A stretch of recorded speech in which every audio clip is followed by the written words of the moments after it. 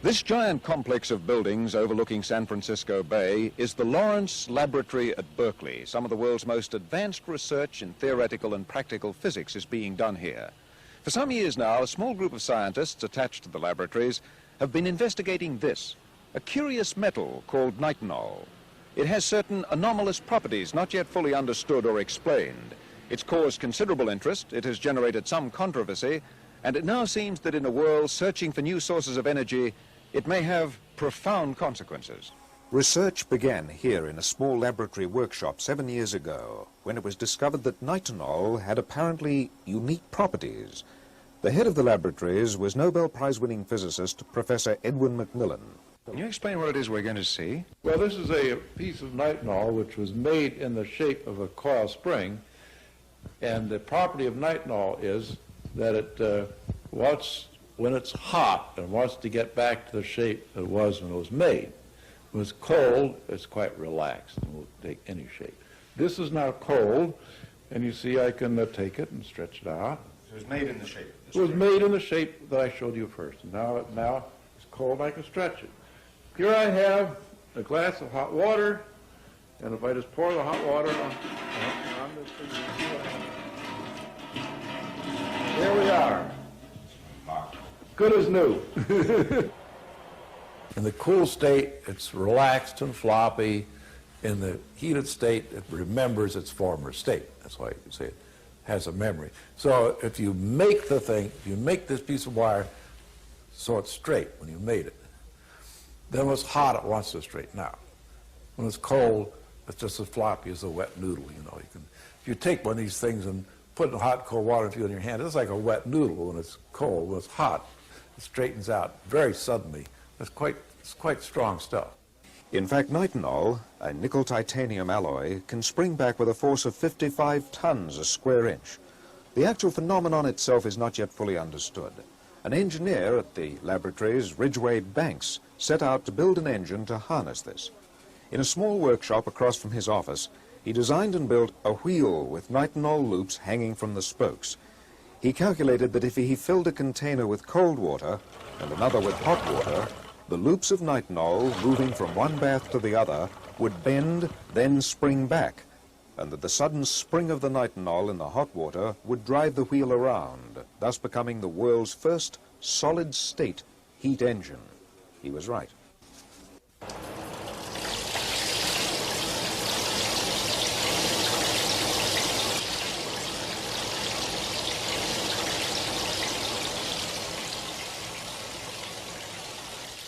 This simple crankshaft wheel first began spinning one morning in November 1973 at the Lawrence Laboratories, Berkeley, marking the first time that heat had been converted directly into mechanical energy. Ridgway Banks rigged up a solar heater on the laboratory roof to keep the water warm enough to drive the engine and let it run to see if there would be any sign of fatigue in the nitinol wires. After 23 million revolutions, he found that the wheel was running stronger. No one is quite sure why this is happening. Professor Macmillan reported the nitinol phenomenon in 1974 at a special meeting of Nobel Prize-winning scientists in Germany. We'll talk with Professor Macmillan about this in our next science report. This gets better and better. It doesn't wear out. And we'll talk with the inventor of the first nitinol engine, Ridgway Banks. And a metallurgist who has a long background in this attended a talk that I gave at MIT years ago, and I was trying in a sort of stumbling way to relate this to other solid-state things that I thought might tie in here. And he said, don't wonder where it comes from. He said, it's a gift from God. Just accept it, use it, don't worry about what's going on. Lawrence Laboratory physicist Dr. Harry Heckman was there when the wheel first span round. He remembers his reaction. I'll be damned. Oh, sure. I mean, there it goes. You know, Ridge, you've done it again. And actually, the mechanisms that he did innovation to make the wheel go, and the kinematics of the wheel is it almost looks like it's perpetual motion. And Professor Elizabeth Rauscher, a nuclear physicist studying the crystals of nitinol, speculates on why nitinol behaves the way it does. Ridgway's been trying to look at some of the magnetic properties, some of the ferromagnetic properties that might occur in nitinol. These are experiments that really need to be done to give us some clues as to what's going on. And we'll talk with Stuart Brand, editor of Whole Earth Catalogue, who first drew attention to nitinol in his publication Coevolution Quarterly. This is a real case of news being so original that the mind, just the social mindset, is taking a while to catch up with it. It's not, nitinol was not predictable from anything else going on at the time. It really was a complete flash. We'll talk with Professor Daniel Cole, who's investigating ways of using nitinol engines to harness temperature differences in the ocean and geothermal springs, to tap waste heat lost in most industrial processes, and most immediately, a solar-heated nitinol irrigation pump. What's particularly attractive about nitinol, and that a nitinol prime mover in that circumstance, is that the solar collector has the job only of maintaining about a 20 centigrade degree difference in temperature. We'll talk with Professor Macmillan about a new machine, another invention of Ridgway Banks, which many believe heralds a completely new energy technology. The new machine depends on stretching of the wire, the absolutely longitudinal stretch. And that is basically a more efficient mechanical motion.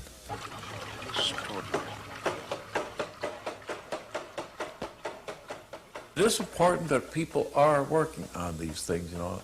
If it's used as a basis of a heat engine, of course, you need it in a entirely different scale of production from what it's made now. Fortunately, the materials in which it's made, which are nickel and titanium, are both very abundant elements, so there's no question of rarity of materials. And it's not hard to make, but somebody just has to do it. The thing about this machine which is important to me is that it's possible to scale this design up efficiently. You simply add more nitinol and you get more power out for the, as long as you put enough hot water into it. So this is the first machine that I've personally had anything to do with that could be scaled up to kilowatts or even conceivably megawatts of power. Research into nitinol heat engines began quietly several years ago with strange devices like this, developed by McDonnell Douglas Aircraft Corporation. Others involved in nitinol heat engine research include the National Aeronautics and Space Administration, the United States Navy, General Motors. Research is also underway in England, Germany, Japan, the Soviet Union, and China.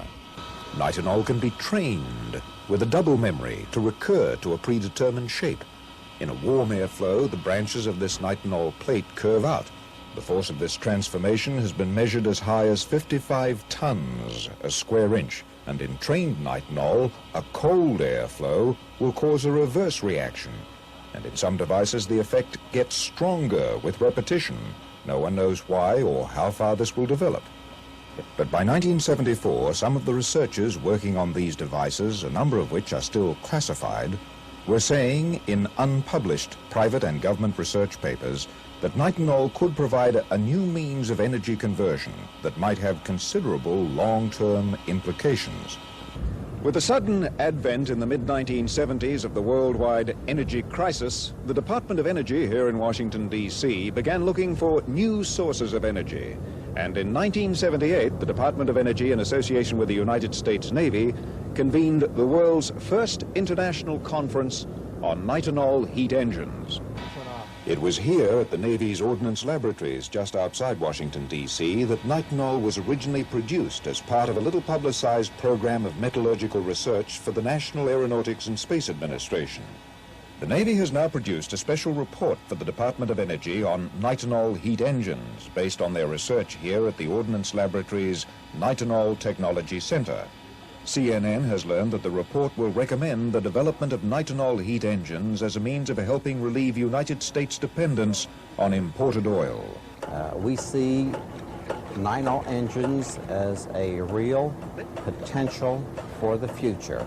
We have done some calculations which show that nitinol is very viable in terms of using waste heat or low temperature heat.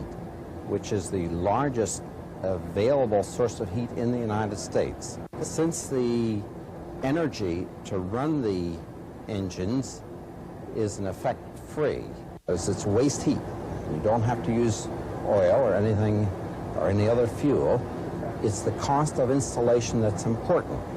We ran some calculations here which suggest that if we can produce nitinol at $200 or so a pound, which is within reason, we feel that you can make heat engines, and these are extrapolated figures, bear in mind, that you can make a heat engine that will recover its own cost if you can run it for 24 hours a day within 2 years, a year and a half perhaps. After that, all the energy you get out of it is for free. It's free. And that's the driving force behind a nitinol engine.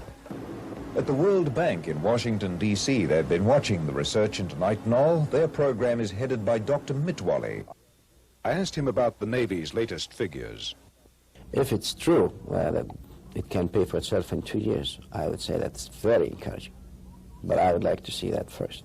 If it looked as though nitinol, in fact, was going to take off, as it were, as an energy source or as an energy converter, would you then choose a particular nation and attempt to see what could be done with nitinol in some large scale? To start with, if we can have it on its own, or if we can mix it with solar energy, and the end use would be irrigation, pumping, we would be very much interested in the very near future to have something done, and not necessarily in one nation. It could be in many nations in the developing world. At the United States Department of Energy in Washington, which sponsored the conference, the nitinol research program is headed by Marvin Gunn.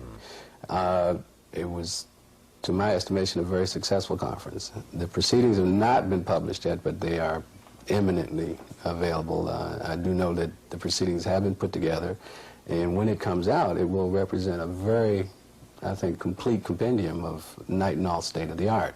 We went forth with a lot of optimism, you know, that, well, while we'll learn a lot, we won't necessarily decide that we've conquered the world and found something that was going to solve all of our problems, but we thought it was interesting enough and it was feasible enough to look at. It's something brand new and it's intriguing.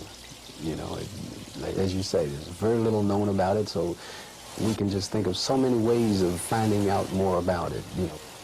Do you foresee finally something like a nitinol economy in certain parts of the world?